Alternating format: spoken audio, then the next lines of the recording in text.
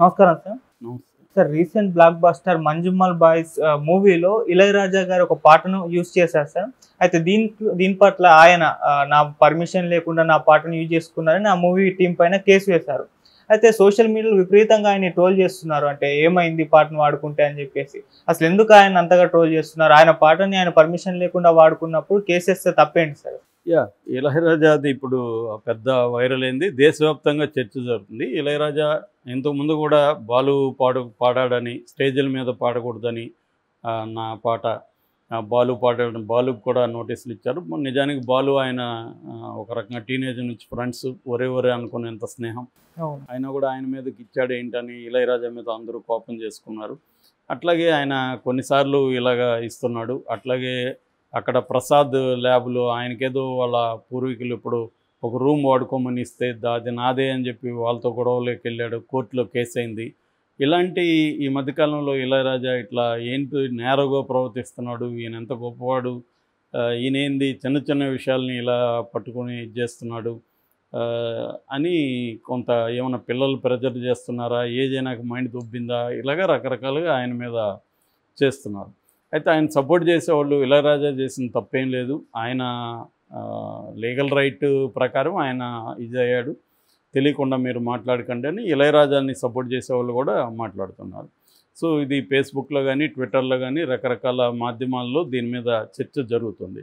రీసెంట్గా ఇప్పుడు గొడవ కారణం ఏంటంటే ఈ మధ్య మలయాళ సినిమా 'మంజుమల్ బాయ్స్' అనే ఒక సినిమా రిలీజ్ అయింది.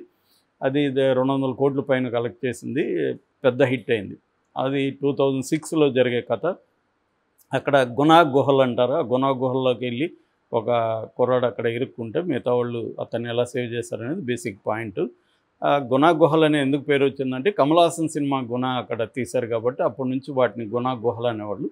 సో ఆ కమల్ హాసన్ సినిమాలో ఉన్న ఒక సాంగ్ని వీళ్ళు కూడా కాంటెక్చువల్గా చాలా బ్రహ్మాండంగా వాడుకున్నారు అద్భుతంగా. సో ఆ సాంగ్ ఏంటంటే కమ్మని ప్రేమ లేఖలే అని తెలుగులో ఉంటుంది, కన్మని ఆంబోడ అని తమిళ్లో ఉంటుంది. ఇలాగా అది కూడా అనేక భాషల్లో వచ్చింది అప్పట్లో, డబ్బింగ్లు చేశారు కాబట్టి కమల్ హాసన్ది. సో ఆ పాటని వీళ్ళు వాడుకున్నారు. సో ఇళయరాజా ఇప్పుడు దానికి నోటీసులు ఇచ్చాడు. ఆ నోటీసులో క్లియర్గా ఆయన ఏం చెప్తున్నాడంటే I have legal, moral and special rights over the song అని రాశాడు ఆయన. నేను అది చూశాను ఆయన notice. I have legal, moral and special rights అని రాశారు. ఓన్లీ లీగల్ అంటే అది వేరే చర్చ, కానీ మోరల్గా కూడా నాకు దాని మీద రైట్స్ ఉన్నాయని రాశారు. అట్లాగే మీరు బిగినింగ్లో నా పేరు వేశారు థ్యాంక్స్లో, వేసినంత మాత్రాన కుదరదు, నా అనుమతి తీసుకోవాలి, నాకు రాయల్టీ చెల్లించి నా అనుమతి తీసుకొని ఉండాలి అని చెప్పాడు. ఆయన తరపున శరవణన్ అన్నాదురై ఆయన అడ్వకేటు, ఆయన కూడా మీడియాతో మాట్లాడారు. ఇది లీగల్గా దాని మీద ఇళయరాజాకి రైట్స్ ఉన్నాయి, అందుకనే ఇచ్చారని చెప్పారు. ఇక 'మంజుమల్ బాయ్స్' ప్రొడ్యూసర్లలో ఒకరైన షాన్ ఆంటోనీ దీనికి రిప్లై ఇచ్చాడు. ఈ పాట మీద హక్కులు 2 సంస్థల దగ్గర ఉన్నాయి. ఒకటేమో పిరమిడ్ అనే సంస్థ, రెండవదేమో శ్రీదేవి సౌండ్స్ అనే సంస్థ. ఈ 2 సంస్థలకి దీని మీద రైట్స్ ఉన్నాయి. మేము వాళ్ళ దగ్గర తీసుకున్నాం. వాళ్ళ దగ్గర మేము రైట్స్ తీసుకొని వాళ్ళ అనుమతి తీసుకొని లీగల్గానే మేము ప్రొసీడ్ అయినా కూడా మీరు చెప్పే మోరల్ యాంగిల్లోనే మేము మీకు కృతజ్ఞతలు థ్యాంక్స్ చెప్పాము, మామూలుగా అయితే అవసరం లేదు ఎందుకంటే రైట్స్ తీసుకున్నాం కాబట్టి అనేది వాళ్ళు ఆయన షాన్ ఆంటోనీ రిప్లై ఇచ్చాడు. ఇప్పుడు ఇక్కడ మనలాంటి వాళ్ళు ఇక్కడ మాట్లాడదగింది లీగల్ పాయింట్ ఆఫ్ వ్యూలో నుంచి చూసినప్పుడు ఏమీ లేదు. అయితే లీగల్ పాయింట్ ఆఫ్ వ్యూ కాకుండా మోరల్ పాయింట్ ఆఫ్ వ్యూలోనే ఎక్కువ చర్చ నడుస్తుంది. లీగల్ పాయింట్ ఆఫ్ వ్యూ మీద కూడా కొన్ని చర్చలు నడుస్తున్నాయి. అసలు ఏం చెప్తుంది లీగల్గా, కాపీరైట్ మ్యూజిక్ ఎవరికి ఉంటుంది, ఒక మ్యూజిక్ కంపోజర్కి ఆ పాట మీద రైట్ ఉంటుందా? ఎందుకంటే మ్యూజిక్ కంపోజింగ్ అంటేనే దాంట్లో ఫ్లూట్ ఉండొచ్చు, వయలిన్ ఉండొచ్చు, ఇంకోటి అనేక వాయిద్యాలు ఉండొచ్చు, వాటిని ప్లేయర్స్ ఉంటారు, వాళ్ళకి కాపీరైట్ ఉండదా? అట్లాగే దాని లిరిక్ రైటర్ ఉంటాడు, దాని సింగర్ ఉంటారు, కోరస్లు ఉంటారు, స్టూడియోలో సౌండ్ టెక్నీషియన్ ఉంటాడు, సౌండ్ ఇంజనీర్ ఉంటాడు. ఇలా అనేక మంది కలిస్తే కదా అది సాంగ్ వస్తుంది. దాన్ని ప్రొడ్యూస్ చేయడానికి ఒక ప్రొడ్యూసర్ ఉంటాడు, అతను డబ్బులు పెడతాడు, అతను మీ అందరికీ రెమ్యునరేషన్లు ఇస్తారు. సో ఇది కదా సాంగ్ అంటే. సో ఇంత ఇంత ఉన్నప్పుడు ఒక ఇళయరాజా నా సాంగ్ మీద నాకే రైట్స్ ఉన్నాయని ఎలా అంటాడు అనేది కూడా అడుగుతున్నారు. యాక్చువల్గా మనకి దీనికి సంబంధించిన చట్టాలు ఉన్నాయి ఇండియాలో. దీనికి బేసిక్గా ఏంటంటే ఇండియాలో ఐపీఆర్ఎస్ అనే ఒక సంస్థ ఉంది. కంపెనీ అది యాక్చువల్గా సంస్థ కాదు, అది కంపెనీ యాక్ట్ కింద, కంపెనీ యాక్ట్ 1956 కింద అది ఏర్పడింది. అది ఎప్పుడు ఏర్పడిందంటే 1969లో ఏర్పడింది. ఐపీఆర్ఎస్ అంటే అర్థం ఏమంటే Indian performing rights society limited, దాని పేరు Indian performing rights society limited, IPRS. అంటే ఇదేం చెప్తుంది అంటే దీంట్లో ఒక సింగర్ కానీ, ఒక లిరిక్ రైటర్ కానీ, ఒక మ్యూజిక్ డైరెక్టర్ కానీ మెంబర్స్గా జాయిన్ అవుతారు. మెంబర్స్గా జాయిన్ అయినాక వీళ్ళు ఏవే సాంగ్స్కి లిరిక్ రాశారు, కంపోజ్ చేశారు, ఇవన్నీ కూడా వాళ్ళకి డేటా ఇస్తారు. ఇచ్చినాక ఆ సంస్థ ఏం చేస్తుందంటే ఇండియాలోనే కాదు ప్రపంచవ్యాప్తంగా 50 సంస్థలతో కూడా దీనికి సంబంధాలు ఉంటాయి. 50 సంస్థలతో టైప్ అయింది ఇలాంటి సంస్థలు వరల్డ్ వైడ్గా. సో ఫర్ ఎగ్జాంపుల్ ఇండియాలో ఇళయరాజా సాంగ్ అర్జెంటీనాలో వాడుకున్నారనుకో, అక్కడ అర్జెంటీనాలో ఉండే సంస్థ దాన్ని పసిగడుతుంది, లేకపోతే వీళ్ళే పసిగట్టి అర్జెంటీనాలో ఉండే సంస్థకి చెప్తారు, వాళ్ళు అక్కడ లీగల్ నోటీసు వాడుకున్న వాళ్ళకి ఇస్తారు. ఇలాగ ఇది ఒక అసోసియేషన్ అనమాట. అట్లాగే అర్జెంటీనా సాంగ్ ఇండియాలో వాడుకుంటే వాళ్ళు అక్కడ గుర్తించి ఐపీఆర్ఎస్కి చెప్తారు. ఐపీఆర్ఎస్ వాళ్ళ తరపున రిప్రజెంటేటివ్గా ఇక్కడ లీగల్గా ప్రొసీడ్ అవుతుంది. ఇలాగ పనిచేస్తుంటుంది. సో ఈ సంస్థ కాపీరైట్ యాక్ట్ 1957 ప్రకారం కూడా ఈ సంస్థ రిజిస్ట్రేషన్ చేసుకునింది. సో ఈ సంస్థకి లీగల్గా అన్ని రైట్స్ ఉంటాయి. ఇప్పుడు ఏమైంది, ఇంతకుముందు అంటే కాపీ కొడితే తెలిసేది కాదు, ఇవాళ సాఫ్ట్వేర్స్ అన్నీ వచ్చేసాయి కాబట్టి ఆన్లైన్లో ఎక్కడ ఉన్నా కూడా అది లాగేస్తుంది. ఇప్పుడు మన యూట్యూబ్ మనకు తెలుసు, యూట్యూబ్లో ఒక చిన్న బిట్టు మ్యూజిక్ ఎవరిదన్నా వాడగానే ఇమీడియట్గా మనకు అప్పుడే అప్లోడ్ చేసేటప్పుడే వచ్చేస్తుంది, బాబు ఇది కాపీరైట్, ఇది స్ట్రైక్. ఒక్కోసారి స్ట్రైక్ పడిపోతుంది, ఒక్కోసారి క్లెయిమ్ చేస్తారు వాళ్ళు. అంటే నువ్వు వాడుకో, నీకు కమర్షియల్గా వచ్చే దాంట్లో అతనికి వాటా వెళ్ళిపోతుంది ఆటోమేటిక్గా, యూట్యూబ్ వాడే అతను వాటా ఇచ్చేస్తాడు. అటువంటి మెకానిజం యూట్యూబ్ డెవలప్ చేసుకునింది. అట్లా అనేక ప్లాట్ఫామ్స్ ఇప్పుడు డెవలప్ చేశారు. అంటే టెక్నాలజీ వచ్చినాక ఐడెంటిఫై చేయడం ఈజీ అనమాట. నేను బిగినింగ్లో కొన్ని డాక్యుమెంటరీలు తీసినప్పుడు మనకి కమర్షియల్ కాదు కాబట్టి ఇష్టం వచ్చినట్టు ఎవరి మ్యూజిక్ వాళ్ళది పెట్టేశాను. దానికి కూడా నోటీస్ వచ్చింది, కానీ కమర్షియల్ కాదు కాబట్టి నాదేమి స్ట్రైక్ కానీ ఏం పడలేదు, డిలీట్ కూడా చేయలేదు వాళ్ళు. కమర్షియల్ అయితేనే ఈ సమస్య, కమర్షియల్ కాకపోతే ఇబ్బంది లేదు.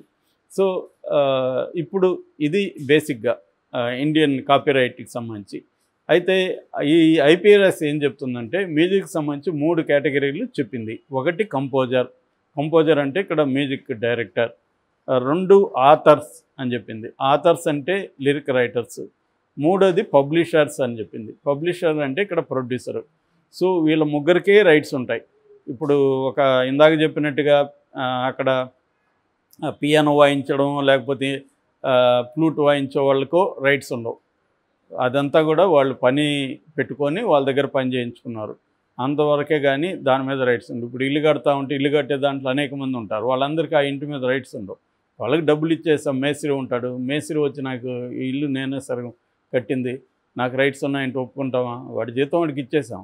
అలాగే ఇది కూడా అంతే, మ్యూజిక్ డైరెక్టర్కి మాత్రమే రైట్ ఉంటుంది, అలాగే లిరిక్ రైటర్కి మాత్రమే ఉంటుంది. ఆ లిరిక్ రైటర్కి ఎవరో హెల్పర్స్ 2 ఉండొచ్చు, వాళ్ళకి రైట్ ఉండదు. లిరిక్ రైటర్ అనే పేరు ఎవరికి ఉంటుందో వాళ్ళకి. అట్లాగే ప్రొడ్యూసరు అంటే వీళ్ళందరికీ డబ్బులు ఇచ్చి ప్రొడ్యూస్ చేశాడు ఈ సాంగ్ని, అతనికి రైట్ ఉంటుంది. ఈ ముగ్గురికి ఉంటుంది.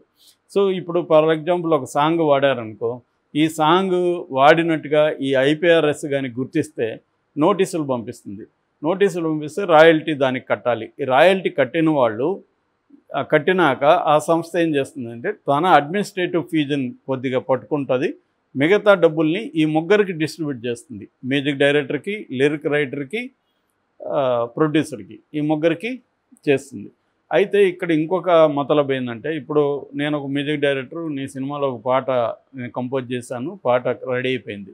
ఇప్పుడు మన ఇద్దరి మధ్య ఎలాంటి అగ్రిమెంట్ ఉందనేది కూడా ఇంపార్టెంట్. అంటే నేను సర్వ హక్కులు నీకు ఇచ్చేస్తానా, లేకపోతే ఓన్లీ ఈ సినిమా కోసమే వేరే వాళ్ళు దీన్ని ఏ రూపంలో వాడినా నాకు కూడా రైట్ ఉంటుందని నేను రాసుకున్నానా అనే దాన్ని బట్టి కూడా ఉంటుంది. సర్వ హక్కులు నీకు ఇచ్చేసాను అనుకో ఫర్ ఎగ్జాంపుల్, ఇంకా నేను వెళ్ళి ఐపీఆర్ఎస్లో పెట్టుకోవడానికి లేదు, ఎందుకంటే లీగల్గా నీకు రాసి ఇచ్చేసాను. అట్లాగే ఇళయరాజా ఆయన గొడవ పడుతున్న సాంగ్స్కి సర్వ హక్కులు ప్రొడ్యూసర్కి రాసి ఇచ్చేసి ఉంటే ఈయనకి అడిగే హక్కు లేదు లీగల్గా. లేదు, రాసి ఇవ్వకుండా ఉంటే అప్పుడు ఈయన ఐపీఆర్ఎస్లో మెంబర్ అయి ఉంటే ఐపీఆర్ఎస్ చేయొచ్చు. మెంబర్ కాకపోయినా కూడా ఇండివిజువల్గా కూడా కోర్టుకు వెళ్ళొచ్చు ఆయన. సో లీగల్గా అది దాని పొజిషన్ ఏంటనేది మనకు తెలియదు కాబట్టి మనం వ్యాఖ్యానించలేం. అయితే ఆ ప్రొడ్యూసర్ మాత్రం లీగల్గా పొజిషన్ ఇదే అని చెప్తున్నాడు కాబట్టి వీళ్ళిద్దరు కోర్టులో తేల్చుకోవాలి. ఇక మోరల్ అన్నాం, మోరల్ అనేది కూడా అన్నాడు ఆయనే. సో మోరల్ యాంగిల్లో అసలు ఇళయరాజా ఏమన్నా రాగాలు కనిపెట్టాడా?